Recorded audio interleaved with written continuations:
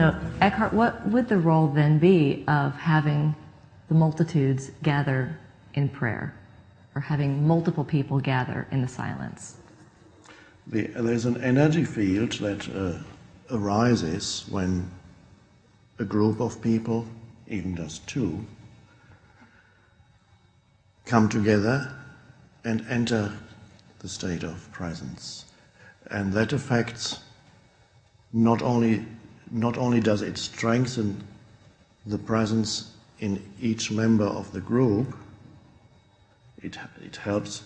It's not presence, but it's not your possession, by the way. It's not, one might sometimes say, your presence or my presence. It's only a way of speaking. Ultimately, there isn't your presence or my presence. There's only presence. You could say it's the divine presence, or the presence of God in this world. So, and that can be very helpful to come together in a group with the purpose of being present. So you're present together. The difficulty often arises when the period of stillness comes to an end and the group starts to speak again. Now, the moment you start to speak, then the challenge is not to lose that sense of stillness or presence even while you start to think and speak again. And that can be quite a challenge, because the momentum of the mind can be so overpowering, especially when you start discussing something. So after sitting together in presence, somebody says, okay, now let's discuss the meaning of presence.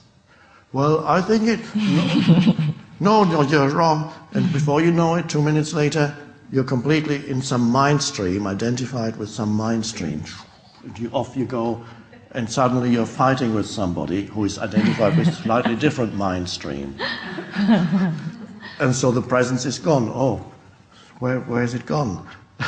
It's become obscured. You were not alert enough to remain, for the alertness was lost. Alertness is consciousness without thought. Presence ultimately is just bare, pure consciousness.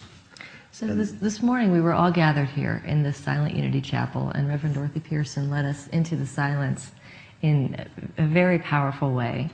And I had this experience, and I'm wondering if you've ever had this experience, where in the silence there is such a feeling of being connected.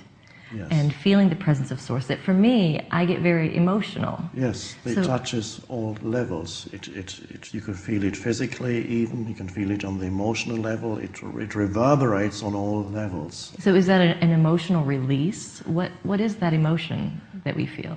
Well, it's almost, I would say, it's an expression of love. It's so, that's how I experience that. It's when love arises, because this is how love arises, sometimes it touches the emotion and you cry. It doesn't mean you're sad. You have there's great joy in that. So the joy can be so overpowering that it touches the emotional level also. Yes. It is very beautiful. We have many questions that people through our online community, the Unity FM online community, and those that are here with us, that many questions people have for you. This one is from Shirley Bowman, and she's a member of our online community. And she says that in your book, you say that there is nothing you can do to prepare yourself for attaining enlightenment, and we've talked about that. So what about prayer and meditation and what Unity calls the silence? That are those processes that is the intention for those to lead us to enlightenment? Yes. How does that connect? Yes. In fact, what I say in the book is that there's nothing you can do to bring about awakening. Awakening is the first separation of consciousness from thinking. And so somebody who is able to go into stillness and practice stillness has already gone through that. So that person has already begun to awaken. But if we're doing it in order to... That means you haven't found the stillness yet. You're trying to find the stillness, but you can't find it. More silence, more silence. Yes, and it would be very frustrating, because you would continue to come here and say, I just can't get there. And then you would have to, after a while, you would stay home and you can't do it anymore. And then you have to wait for grace. Yes. In some form that the grace will then come, perhaps not by you going to a group, it might come in a different form. Maybe you suddenly slip, you're walking on a wet road and suddenly you fall and you break your arm or you don't, and suddenly your mind stops. The shock is so great that for a few seconds you're there in presence. Oh, that's it. That would be the beginning of the awakening. And then you'll be able to come to a group and you've had a glimpse. Can we do it without suffering? Yes. Can we do it without the dark night of the soul? For those of us happy people, can we get there eventually? Yes. Most people here, probably to a greater or lesser extent, have already gone through that phase of suffering. And for many of us, it's only because of the suffering that we've gone through, we are here now. If we hadn't had it, we would still be completely identified with the egoic self, the little me, and pursuing its little aims and ambitions and problem making and so on. So most of us have gone through that stage, and the more you're able to invite presence into your life, the less you need suffering to force you into presence or to break the egoic shell. Because in some people the density of the ego is just enormous. No. And they need some kind of shock.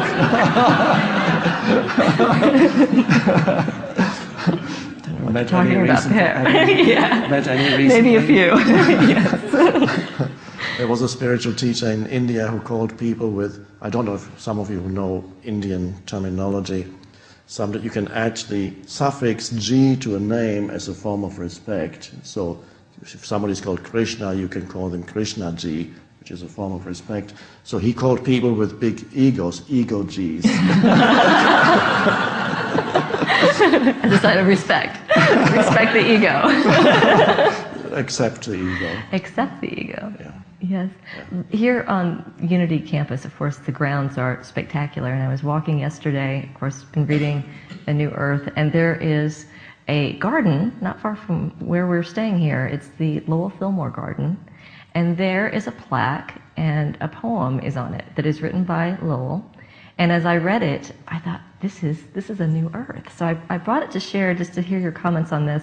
He writes, when for a purpose I had prayed and prayed and prayed until my words seemed worn and bare with arduous use, and all my fervor and persistence brought no hope, I paused to give my weary brain a rest and ceased my anxious cry.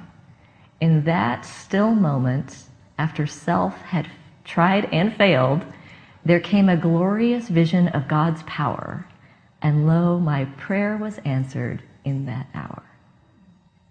Very good. Very good. That's right here on campus. Wonderful. Like, that's a new earth. Yes. Is that what you're trying? Because we've all had those fervent prayers. We Yes. pray and pray and pray and pray. Yes. And that doesn't lead us to where we want to go. Yes. Why? Well, for many people, prayer is still part of the old conditioning of your consciousness, which basically means you're looking to some future for fulfillment. Please let this happen, then I'll be happy. Please give me that, then I'll be happy. Please don't let that happen, and then I'll be happy. So the old mind structure, which believes it needs the future for fulfillment, is still operating even when people think they're being spiritual. And so they don't realize that the very same structure that worldly people are possessed by, they say, well, if I could only get that bigger house or better job, or if only people could recognize that I'm the greatest, then I'll be happy. Or if I see my picture in People magazine, then I'll be happy. And it's the same mind structure, or the same mind structure even with spiritual people, whereas this prayer is where the old conditioning still operates. It could also operate in people who are seeking enlightenment. Now that seems something more advanced than asking in prayer to be given something so that you can be happy, not realizing that the only place where you can be fulfilled and happy is now. You just have to go deeper into it. Let's see. So if you are spiritual, then you might just think, okay, you hear of enlightenment or liberation, whatever it's called, salvation, and okay, I need to attain that, I need to become enlightened. You read books about it and so on, and you can become very knowledgeable, and what is actually stopping you from realizing enlightenment or awakening, whatever, is the belief that it's going to come at some future moment. Mm-hmm. It's only when future is surrendered that it opens up. So it's only when you let go of that old mind structure that says, I need time. So for example, let's say someone is scheduled for surgery. So they might want to go into a prayerful state about a future upcoming surgery. What would be the best way? The most powerful way is to be absolutely not leave this moment, to refuse to budge from just now, so that time virtually collapses. And then there's such intensity behind that state, and that can be there also if you believe that the body may go soon, may dissolve soon, not much time left, so there's no point in looking for something in time if you know that the body might go in 2 weeks' time, 2 months' time. Then there's no point in looking towards time for some fulfillment. So then it can happen that even unspiritual people who've spent their whole lives in worldly pursuits are suddenly driven, otherwise they become extremely miserable and unhappy, the depths of depression, of course. But even then it can happen that even unspiritual people are driven out of time into the now. And suddenly the sacred, the spiritual dimension opens up in them, and they go, and you can sense the transformation. Light shines through the decaying form, and it's an amazing thing.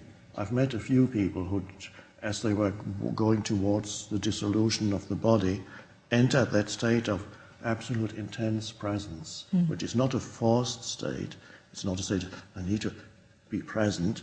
It's very relaxed intensity, and that's also where the spiritual master lives, so to speak, has his or her home, which is in the present moment, always aligned with now. No matter what appears in the now, you say yes to the appearance of the now. If the appearance of now is a difficult person, an ego-G,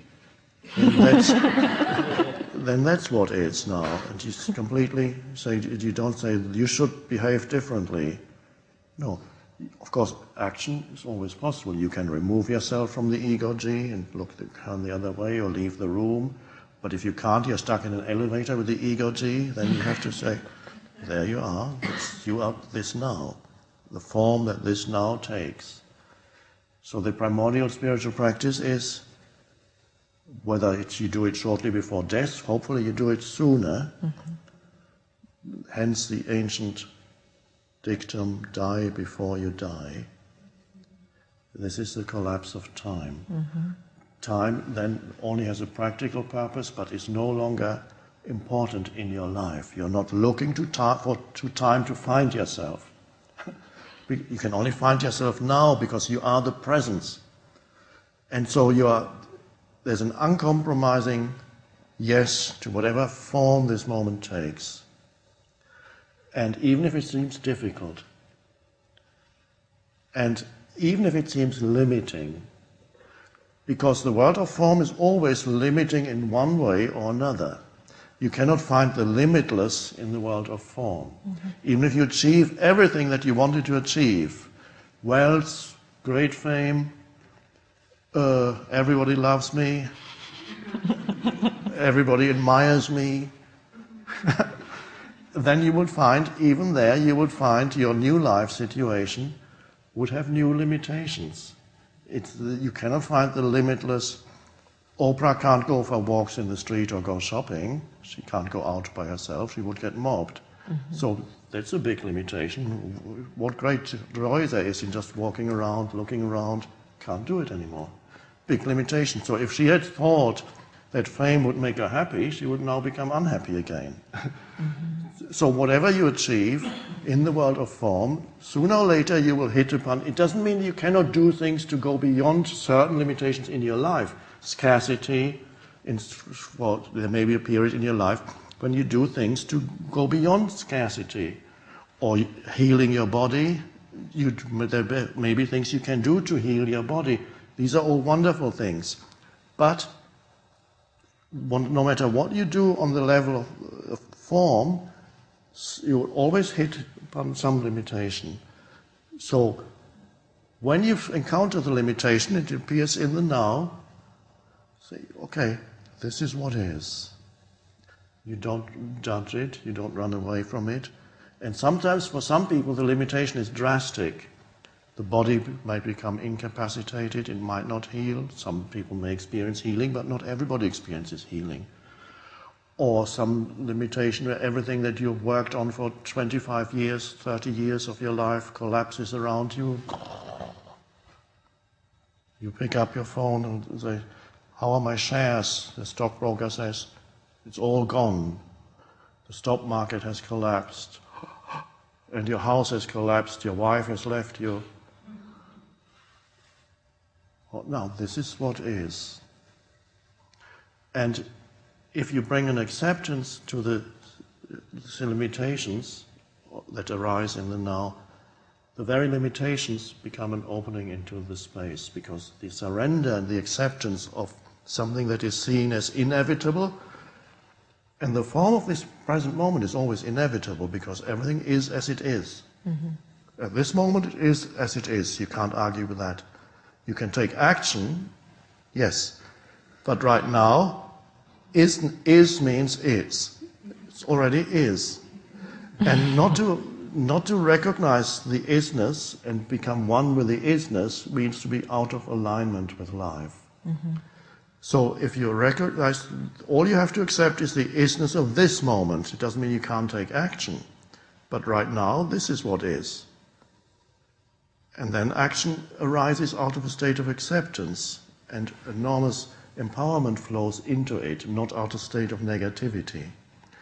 But the important thing is, when you accept the form, no matter what limitation it seems to be, completely, the so-called limitation becomes an opening into the inner space, because through the acceptance of the outer limitation, the inner space of the formless opens up.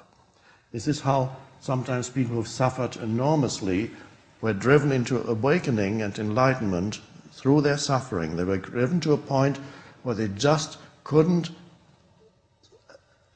struggle, couldn't have any more resistance to the suffering, because they realized at some point the suffering arises not because of what's going on, but my resistance to what's going on. Mm-hmm. And so surrender happens. With surrender, the inner space opens up, the stillness, underneath all that. And then the very limitation becomes an open door. I believe that's the meaning of the Jesus, the crucified Jesus on the cross, because the meaning of the cross is that it's an expression of the most extreme limitation a human being can encounter, the most extreme suffering, totally helpless. So the cross is a torture instrument, but for some reason the cross is also a symbol for the divine. And at first this might seem very strange, especially if you come from outer space, and see it for the first, you're not used to it, you see it for the first time. How is it that the humans have made the torture instrument into a symbol for the divine? Mm-hmm. And that is because behind the the suffering that is totally accepted, not my will, but thy will be done, not the will of the little me, there's an acceptance, and through the acceptance, the very thing that was the torture instrument becomes the divine. It opens up. And that's the transmutation of suffering. Yes. We've had many of our questions relate to prayer, and this one in particular connects to what you're talking about because it's asking, this is from our audience today, what is prayer to those who are attempting to live in the now? Mm-hmm. So what is, and who are we praying to, and is it a monologue? If we're living in the now, what is prayer? Prayer, of course, is many different things according to where you are at in your consciousness. And as long as a person is still has not yet realized his or her oneness with the divine, then you're at a stage where the divine is approached on the level of duality. And for those people, prayer can be helpful up to a point until they need to let go of it. So, if you still see God as outside of you somewhere, then you're addressing God or asking for something. Mm-hmm. But increasingly, as you realize your essential oneness with the source, then your prayer would change and perhaps would become more simple. And so perhaps would just be little pointers that you use sometimes to remind yourself of the oneness. Yes. Some lessons in the Course in Miracles, for example, have nice pointers like, let me remember who I am. Mm-hmm. Let me be still. Yes. These can be take you little pointers that take you into the reality of the realization of oneness. Right. In Unity, we talk about affirmative prayer. Affirmative prayer. That's right. The knowing. Yes. Yes, and that can be helpful. So, personally, I don't use the dualistic prayer, but occasionally affirmations come into my head as just spontaneous thoughts, and that's beautiful. Mm-hmm. Well, David from our online community, he says that you suggest that we are not our thoughts. The Fillmores have been quoted as saying that every thought is a prayer. He says, well, both statements resonate with me. He says, I struggle with reconciling them. Are we separate from even our intentional, positive, prayerful thoughts?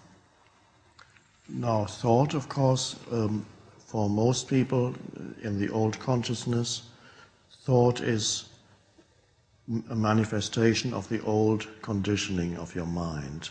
It comes from the past, and all the thought structures are repetitive, to a large extent negative. They feed the ego, which needs, of course, the negativity, which needs to have problems, which needs to have enemies.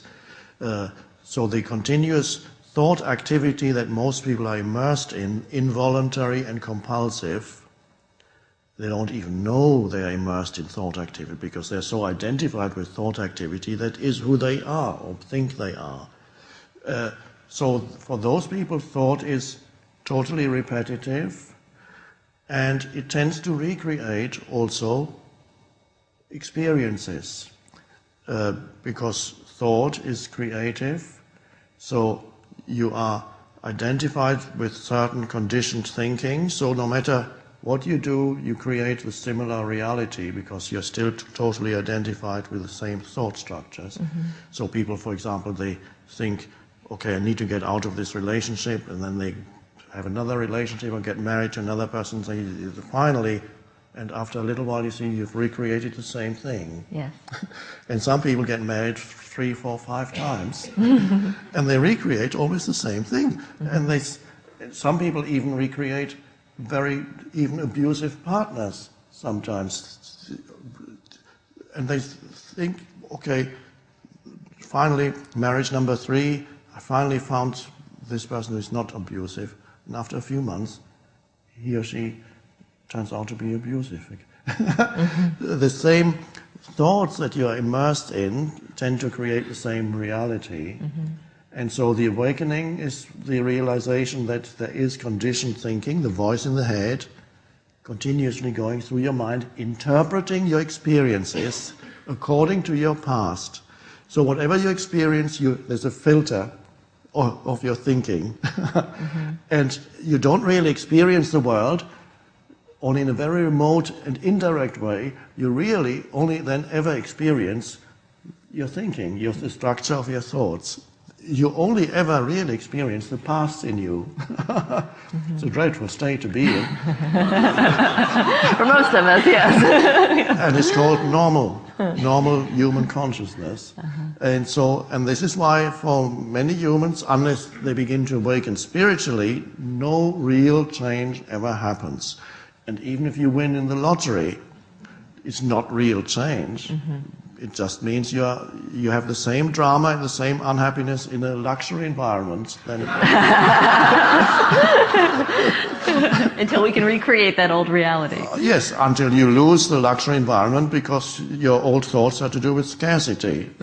And that is one of our basic unity teachings, is that our thoughts do create. Yes. That thoughts held in mind produce after their kind. Yes. And so part of the spiritual discipline that we talk about is how do we become conscious. That's right. In guiding our thoughts. And this, of course, is why so little change happens in the world so far, because the old thoughts are recreating the old reality. If you look at human history, 20th century history, dreadful. And the warfare that goes on, these are old thoughts, but some change is coming in, it's true. So this is the fundamental shift begins to happen when you're aware that there is old conditioned thinking that is continuously coloring your experiences, that is continuously interpreting your relationships, misinterpreting your relationships, imposing your own past on your present relationships. And so it's recreating the same madness again and again. So all your interpretations are erroneous because they are colored by the past in you. And this is why the Course in Miracles, for example, starts with little exercises, which, for example, tells you to look around the room and say, I see only the past in this mug. I see only the past in this table. I see only the past in this carpet. Seems strange at first, but it's attempting to make you aware that this is what operates in you, so that you can become free. And then it has another lesson which says, nothing I see in this room means anything. This is one of the very early lessons in the Course. Nothing I see in this room means anything. Why is that a lesson? Because it's attempting to remove the meaning that you impose on the world through your old conditioning. So this is all the old thought that recreates the old reality. And then, at some point, awakening begins to happen. You begin to be aware of your thoughts. It means you're not free yet, but a little bit of freedom has come in.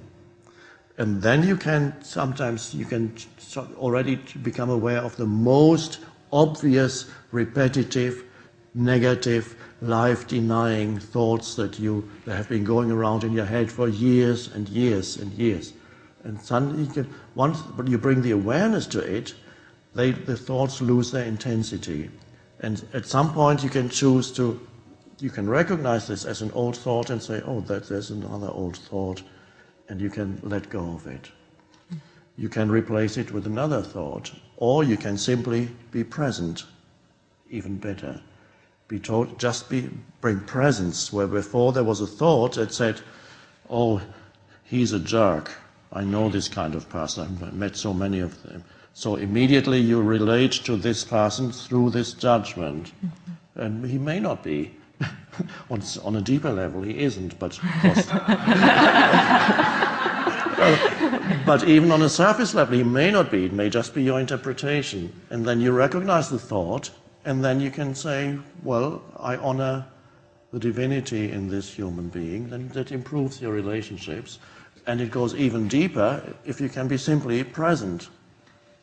And no judgment at all. Just be the aware presence and listen to this person or look at this person and bring that into the relationship. Then you become free of karma. Yes. Karma is all the old conditioning you carry around inside you that you are unconscious of, with which the past is recreated again and again. And karma can only dissolve through the arising of presence. That's the miracle of human transformation. We're talking with Eckhart Tolle, the best-selling author of A New Earth, Awakening to Your Life's Purpose, online at www.eckharttolle.com. We thank you for joining us for this special edition of The Leading Edge. I'm Mindy Audlin, and we'll be back with more in just a moment.